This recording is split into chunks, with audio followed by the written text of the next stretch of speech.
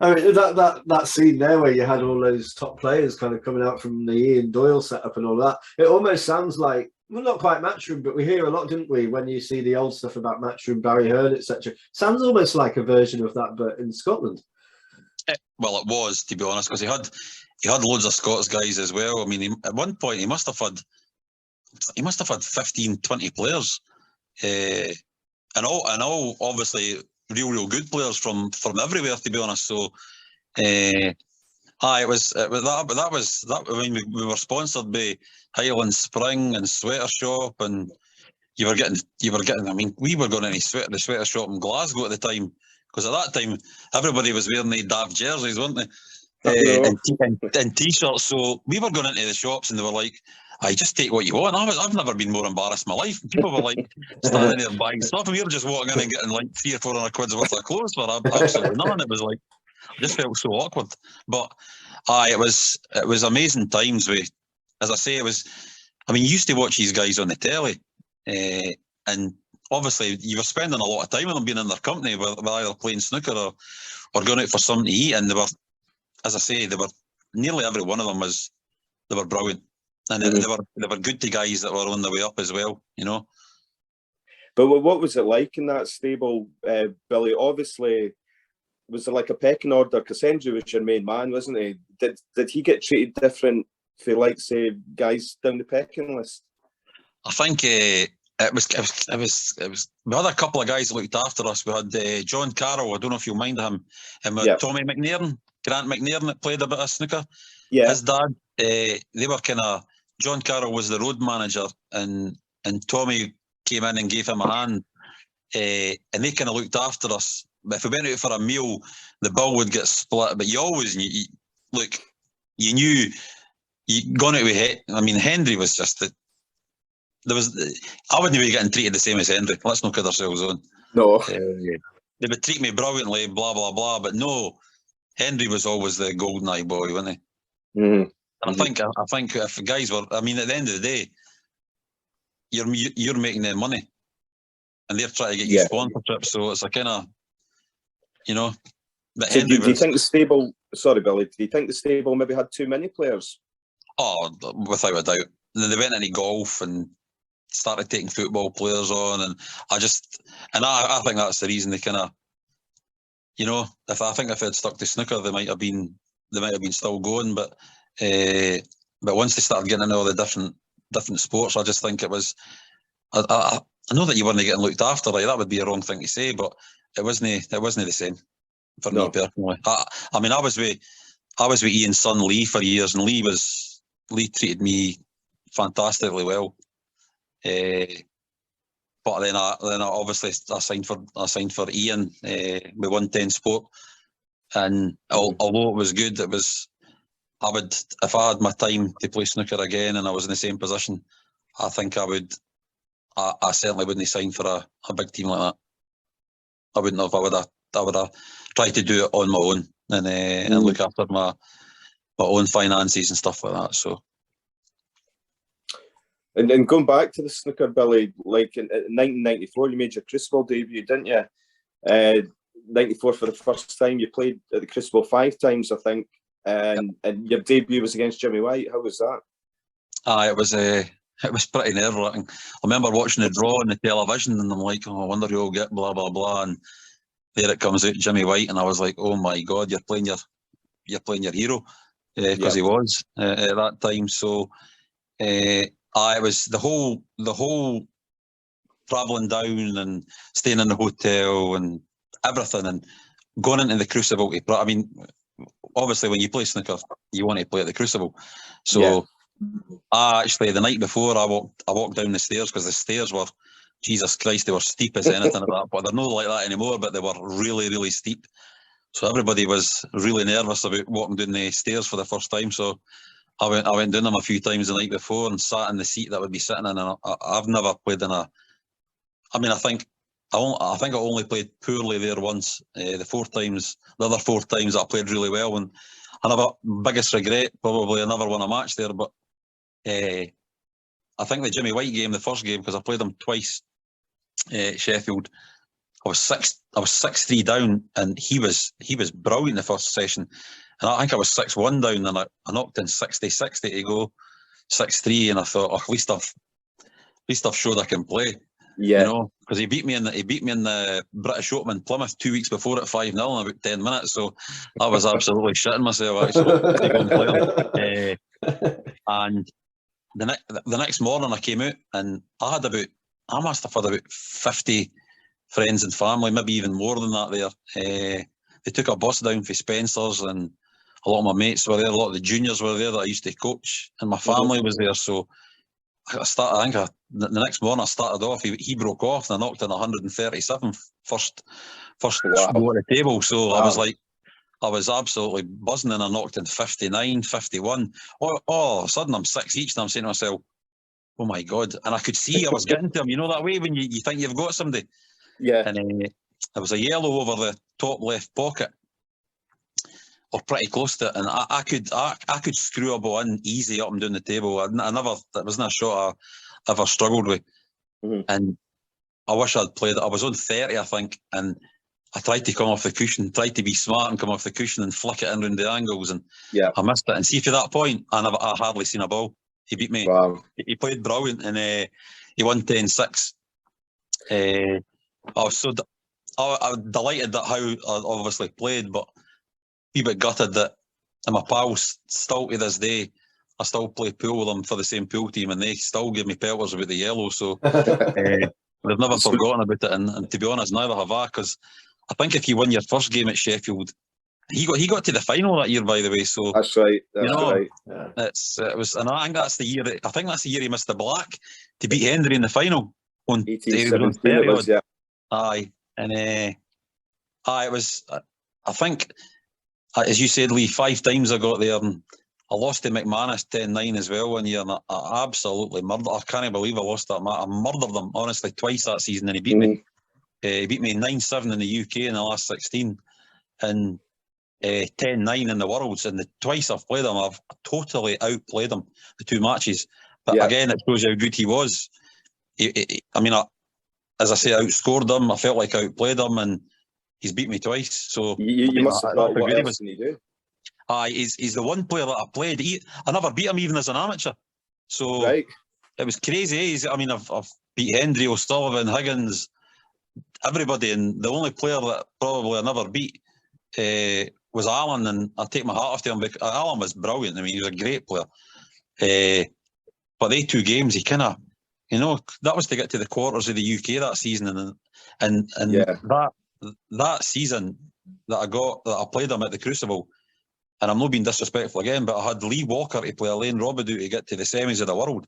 Now, I would have fancied my chance. I mean, I used to play Elaine all the time, and at that point he wasn't playing that great, and to play him, and what a chance! And that was the chance I had. Yeah, well, I reckon, Billy, I think you should invite Alan up to Bathgate Snooker Centre. I think you could take him in Bathgate. No in their pockets, I'll tell you. Well, they're too tight for me. And obviously that game against Jimmy as well, you done so well to get back to like 6-6 or whatever. Really, it could have been a Snaddon Hendry final that year if he'd pushed on. If he'd screwed that yellow in. Maybe on the PlayStation, certainly no in real life. No, I got there 5 times. I lost to White twice, 10-6, 10-7. I lost to Mark Williams, 10-4. On a table and it's hard to say that about Sheffield because every time I played there, the table was amazing, but the table was absolutely dreadful when we played, and we both got a complaint about it. 10-9 against Alan, which is the game I should have won, and then I lost to David Rowe, 10-6. Probably it's the most pressure I've probably felt playing in a snooker match. I had to win to get in the top 32, and he had to win to stay in the top 16, and it was a horrendously bad match. It's not conducive to good snooker, is it? The standard was so bad. I mean, my pals were sitting about 2 seats away from me. I had my pal Pete Smith. I handed him my cue at one point because I couldn't do anything right, and I felt embarrassed actually in the arena. I was just like, you were wanting him to score every time he was in because I felt that bad. I didn't want a shot, and I think it was 6 each at one point. And I was saying to myself, how am I 6 each? because it's probably the worst match I've ever played in my life. But really, Billy, to be fair, there's no shame in losing 5 matches at the Crucible. It's actually an incredible achievement just to get there. Oh, of course. I mean, I lost 10-9 4 times to get there as well. So yeah, that was disappointing as well. But to be honest, Lee, see, not to win a game there, it's the biggest regret of my snooker career. I was better than that. I mean, you see guys getting to quarters and semis, and they weren't any better. Well, to be honest, at that point, I mean, Graham's won the world and been to 2 finals, and at that point, I don't think you couldn't split. I mean, you've seen us doing exhibitions together and whatever.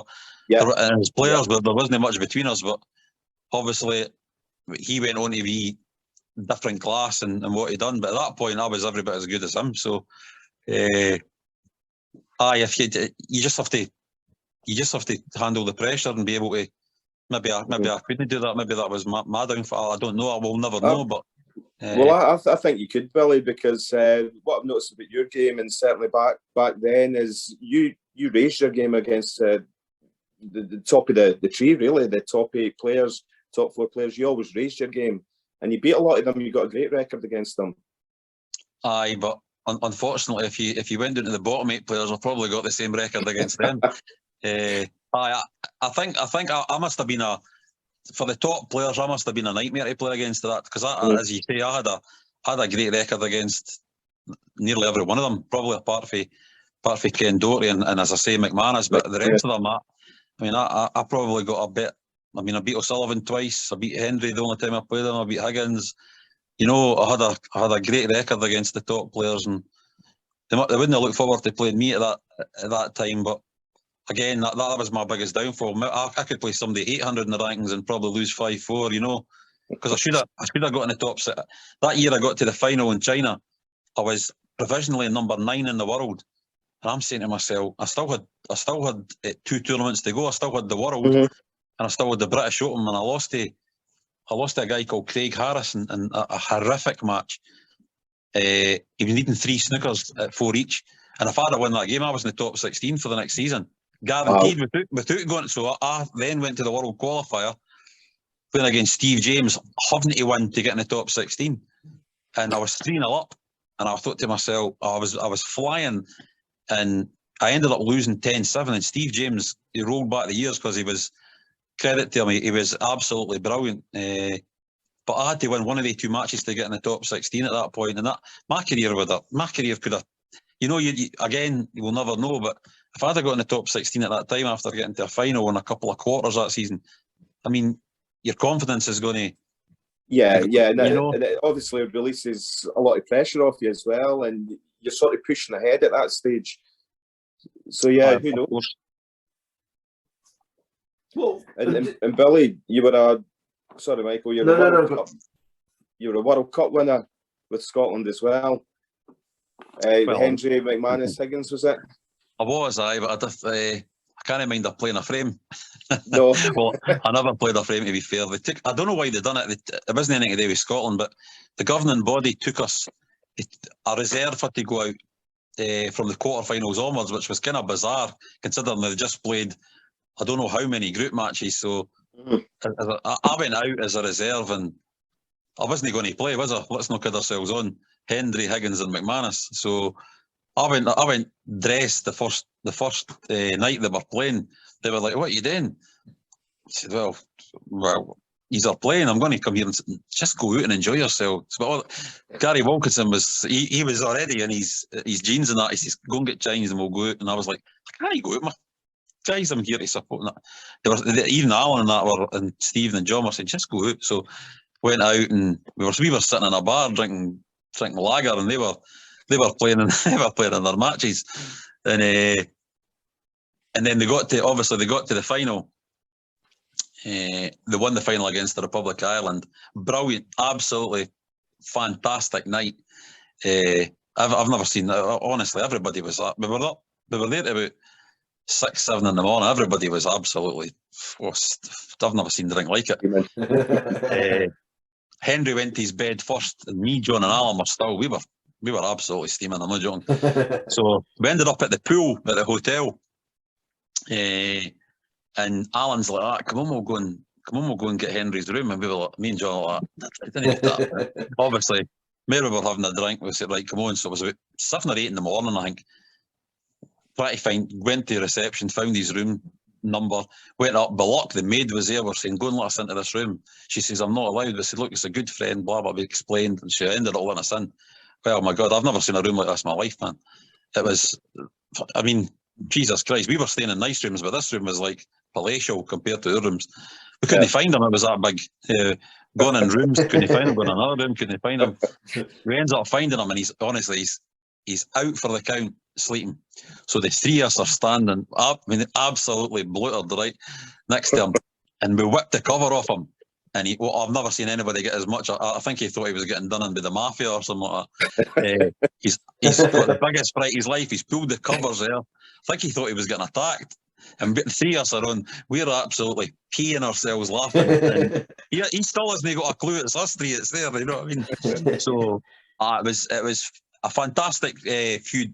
I think I was there for a week, and they won it. And then obviously we got pictures taking, typical Scotland, Daily Record, pictures in it. There's Alan, John, and Stephen, and they've cut me out the picture. No. So that felt really good, eh?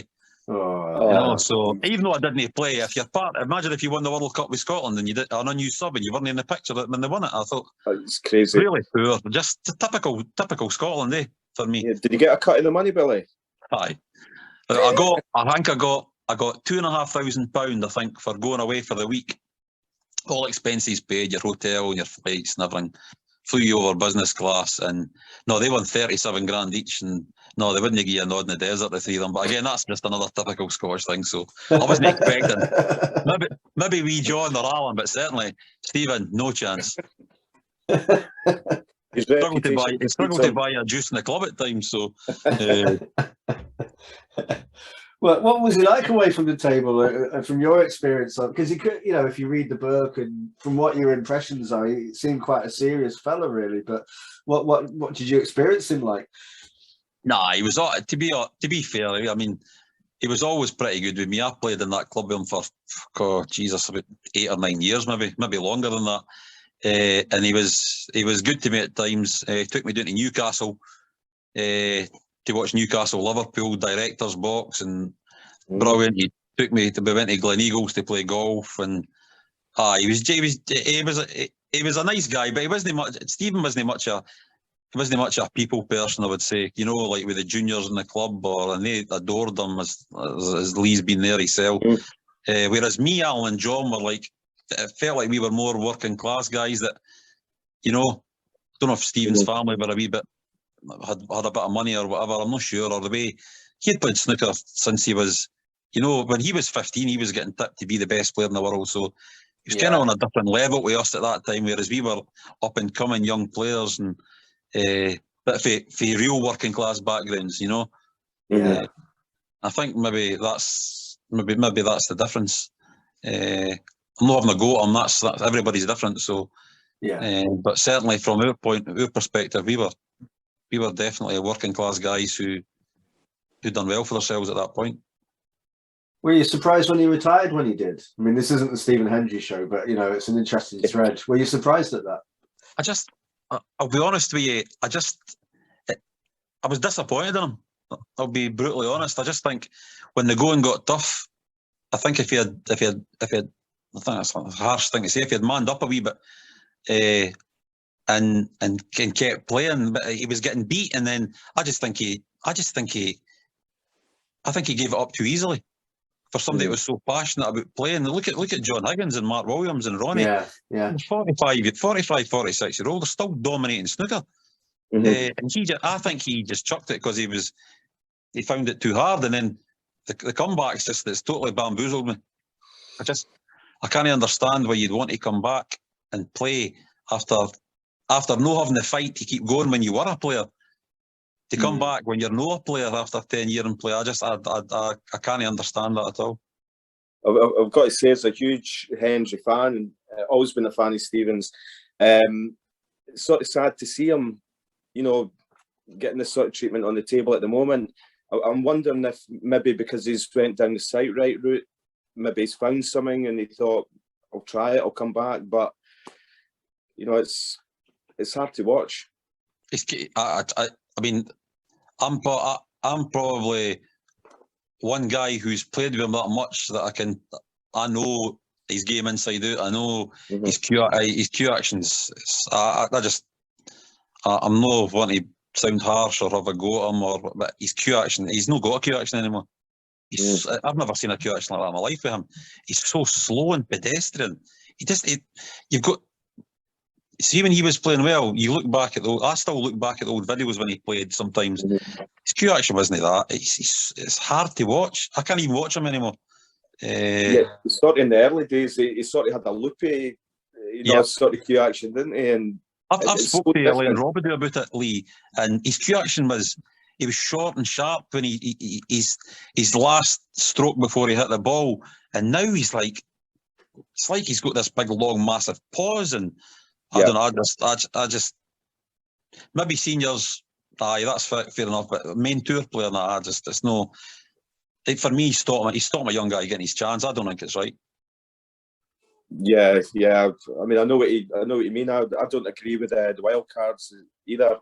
You know, I think those guys, they should have to do it in merit, you know, through Q school or whatever. But I think they're taking the place of somebody that deserves it, really.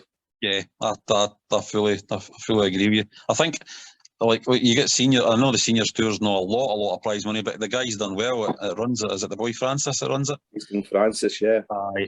So he's done an amazing job doing that. And I think obviously now there's going to be junior. Whoever wins the World Junior gets a tour card, stuff which I think is a great thing. But again, they're going to be going into play someday at that stage again, where they're going to probably get disheartened. They're just not going to feel like a snooker pro because they're probably going to get murdered every time they play. But I hope it's not like that. I hope they go and whoever it is. But I just think the days of guys getting, if it's an invitation event, that's fair enough. But no for like ranking events and stuff like that. I think there's too many places getting under out now to guys that who've served snooker well and been great ambassadors. But come on, you've got to give the youths a chance. And there's a few places up for grabs that guys are getting. They're getting the wild cards every year, and I don't think it's right. Yeah, we've debated that a lot, haven't we, Lee? And we certainly had some. We run a poll every week trying to get opinions of fans, and I think there was quite a split of opinion. But there's a lot of people thought that there was too many people on the tour, and almost that's part of the money issue, but also the bit around just actually being competitive. But then we are seeing the odd player really coming from not from nowhere, but we're seeing the odd player, aren't we, who are just making a big impression, and kind of Zing Tong this season. Some players who are just coming in and really making a name for themselves. Ricky Walden beat Neil Robertson the other day. He's been around a bit, but again, players coming in and out. Gary Wilson gets to the ranking final with Mark Williams. You're just seeing.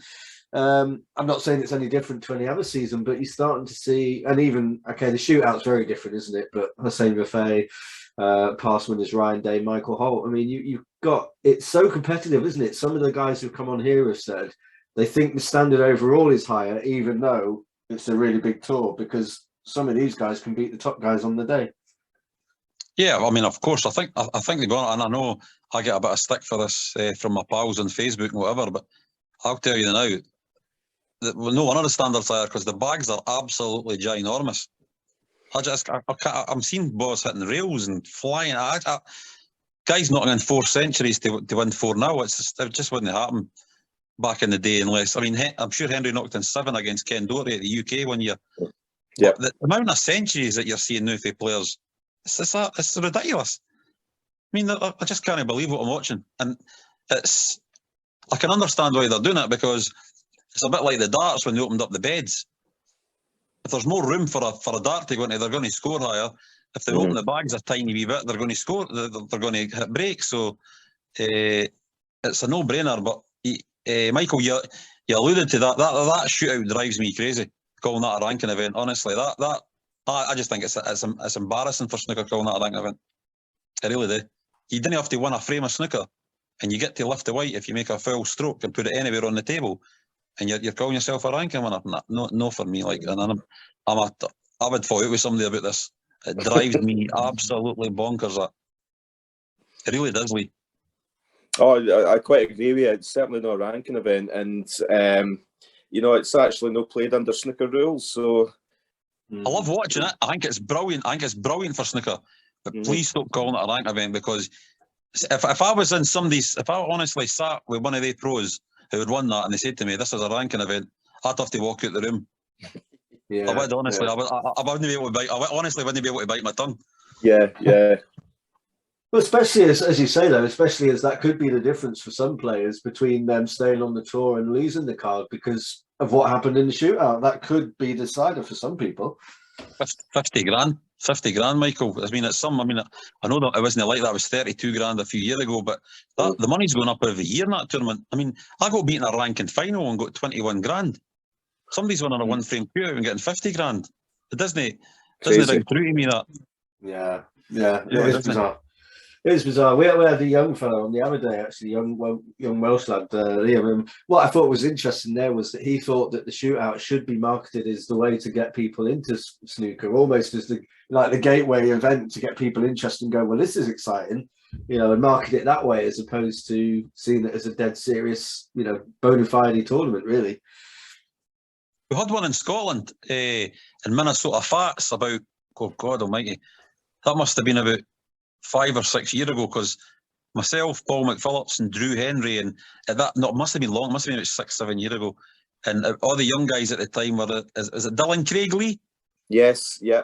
Right, so Dylan Craig and the young, what was it? No, Ross Muir, the young guy, he played Ronnie at the UK a couple of times. Left-hander. Sorry, who, Billy? He's a young Scottish guy, a left-hander. I don't think he plays anymore. He played Ronnie twice at the UK. Oh, I don't know. I'm finding it hard to remember. Can't mind his name, but he was a pro for a few years. Skinny guy, really good potter, but I can't mind his name. They all played. I probably hadn't played for 6, 7 years, and I entered it and I played in it. It was just a bit of a fun night, but like a snooker show. I ended up winning it, and I'm saying to myself, how can I win this? I've not picked up my snooker cue for years, and at that point, these were the top amateurs in Scotland, and that's when I thought, Christ, Scottish snooker's in a worse state than I thought. And I'm not being. They boys didn't know how to play snooker. This is what I'm saying. They were great potters, but they had no idea how to play snooker. And that even in the shootout format, they were. The tactical side, just being a bit clever. Yeah, and that's when you see guys. See, Stephen Maguire is the best young player I've ever seen in my life. At 12, 13, 14 years of age, that guy was. And by the way, he had a safety game, so that's why I'm. Yeah. He's Stephen Maguire for me. I can't believe he's not won the world with his talent, but his game's kind of changed. He used to be quite cagey at that age, and he was brilliant, honestly, and he still is brilliant. But he's underachieved for me, because even considering how much he's done. Without a doubt, he's unbelievable when he's on. Oh, he'll just make sense. Brilliant, man. Honestly, he's dynamite. So what do you think Stephen's problem is? Do you think it's application or something? I honestly think Stephen's, again, he's a young guy. He's done well for himself. I think he likes a pint. Let's not kid ourselves on. I think it's not hard to work out. He likes to enjoy himself, which is, look, every credit to him if that's what he wants to do. But for me, I used to see Stephen Maguire destroying Hendry in practice at Spencer's, really, every day. He was just, and at that point he was. I'm sure he's won the UK. He beat Ronnie in the UK, didn't he? He's just a phenomenal player. But for him not to win the world, people always talk about who thinks the best. Obviously Jimmy White, for obvious reasons. 6 times in the final. But Stephen Maguire is going to be up there with Jimmy White. Stephen Maguire's just, what a player he is. Phenomenal. Yeah. Definitely up there with Hendry and Higgins for me, and McManus. Yeah, absolutely. It's a nice segue in, actually, Lee, if we're ready for clearing the colours, because I think we're going to find out a few more of your thoughts there, Billy, about different players and venues and what have you.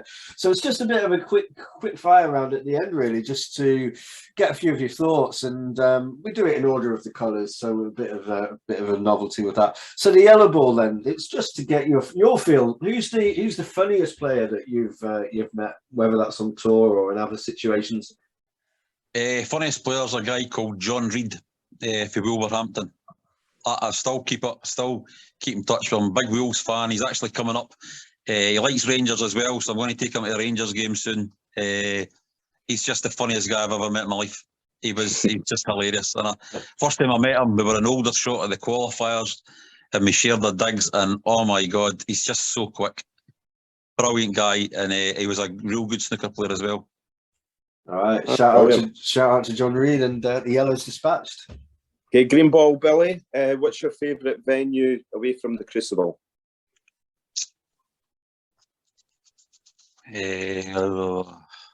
Probably the Hexagon in Reading. That's the first time I won. Yeah, I beat Salvino Francisco, which is a blast for the past. I beat him 5-4. Yeah. And then I played Wattana, who was world number 3 at the time, and was obviously he was a fantastic player. I was 4-0 up, I remember, and he got back to 4-3, and I knocked in a 57 or 67 to win it, and it was amazing, because that was the first time me and wee John had got to a venue, and I think John got to got beaten the last 16 as well. It was a great arena for me, because it was red, white and blue, so me being a good Rangers man, it kind of was a great place to play. Good stuff. Okay, so that was the green. The brown, who do you think I always have trouble phrasing this question, I don't know why. Who do you think the next first-time world champion will be? So the debut world champion. No pressure, eh? I know. I really hope it's Xing Tong. I think he's brilliant. Yeah, I hope he wins it. I just think it's taken him a long time to come through, but he's very, very, very, very tough. I mean, to win that, was it the UK? Mm-hmm. He won the UK, so it's going to obviously. I don't fancy him to win it this season. I think winning the UK and the Worlds in the same year is very, very difficult to do.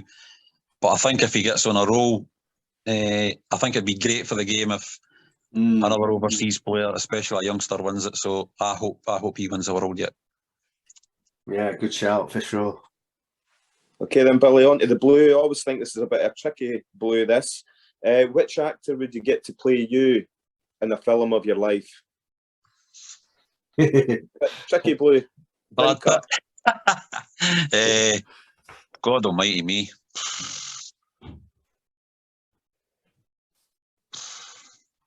You've Phil Mitchell.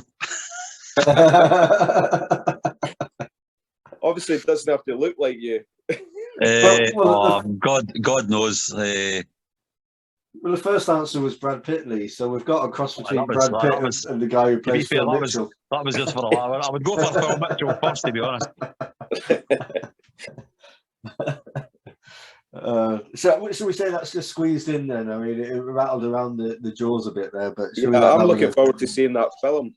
Yeah. Wouldn't it be on for long, that's for sure. Brilliant. Okay, and what about the pink ball? This is not quite the same as the funniest one, but what about the nicest? Who's the nicest player you've come across that you just go away and you can't say enough good things about? Apart from the Scottish guys that I was obviously pal with, Chris Small and Drew Henry, Jamie Burnett, I think kind of my favourite, probably between two, I would say.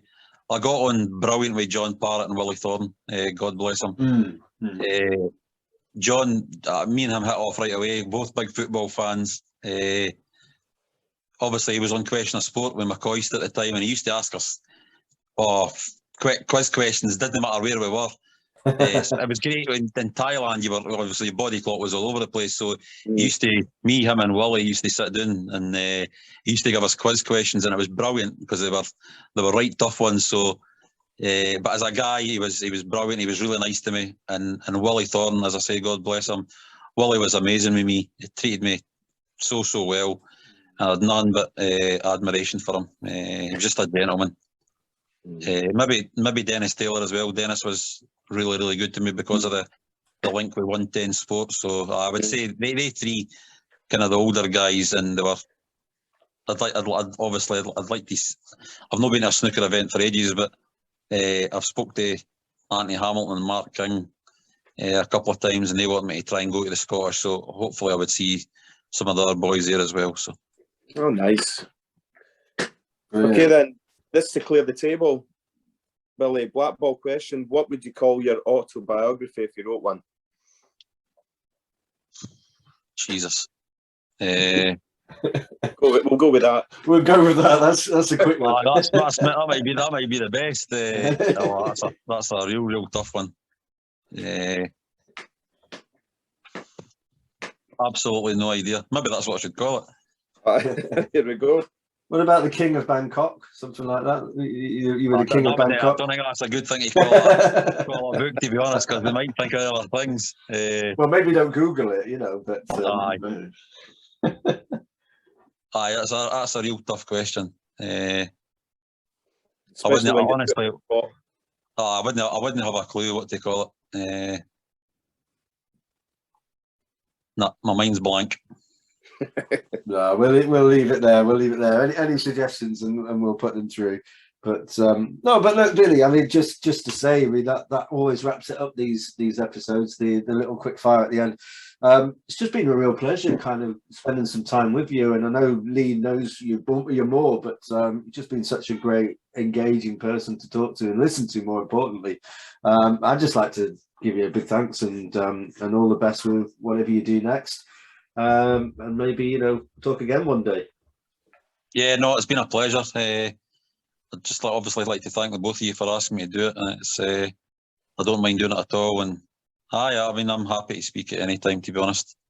Yeah, thanks so much, Billy. Thanks so much. It's been an absolute pleasure. Following your career all the way through, and really wish you all the best for the future and a healthy one at that. Thanks very much, Lee. It means a lot. As I say, I'm hopefully get back to my work in the next maybe 6 weeks, which I can't wait, because that's been obviously the last 3 years has been a bit of a nightmare. But the last 14 months even more. But I've been through a lot. So, fingers crossed, pal. I've just got to hope and pray that obviously things pick up and it doesn't come back too soon and become a positive person. I think if you're positive, things are better for you. If you're negative, I think I might not be here. So, fingers crossed, pal. Yep.